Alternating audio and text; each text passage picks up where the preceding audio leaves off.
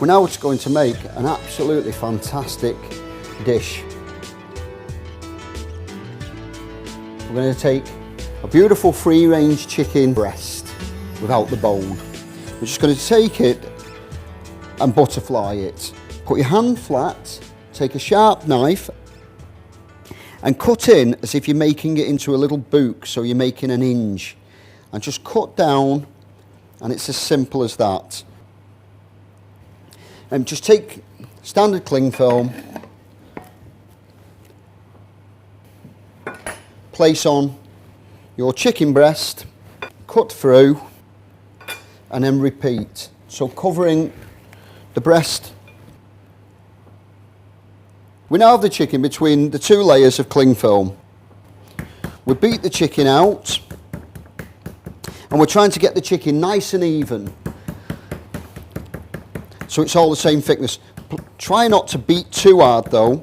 It's only delicate, and we don't want to end up beating it to a pulp or to actually knocking holes in it. Now, once we've finished beating the breast out, we just place it onto a bowl, put some fresh cling film on the board, peel off the top layer from the beaten breast and pop that onto the new cling film. You can actually cook quite safely with cling film.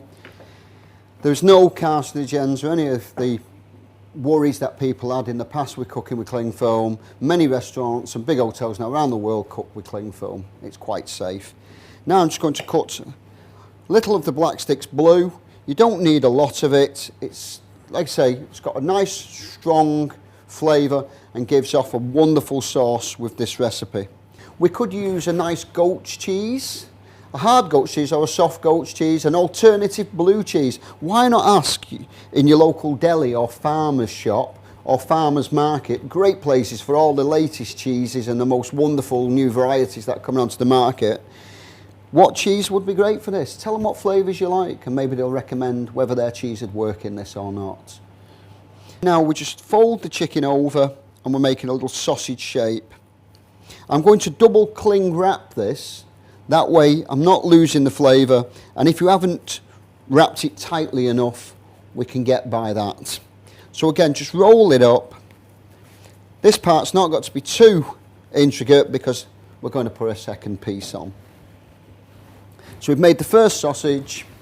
I'm going to take a little more cling film, pop this out, pop the sausage on, and now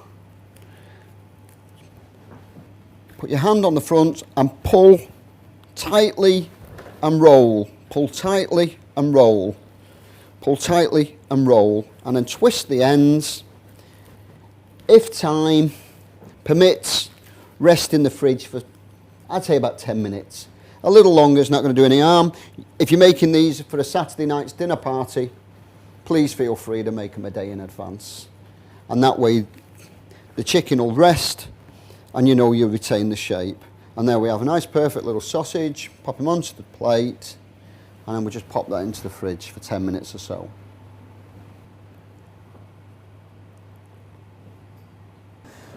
We're now going to look at preparing the salad to go with the Black Sticks Blue chicken.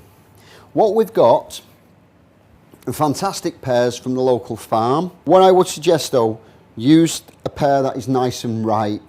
The last thing you want in a salad is a pear that's a little bit hard, a bit underripe.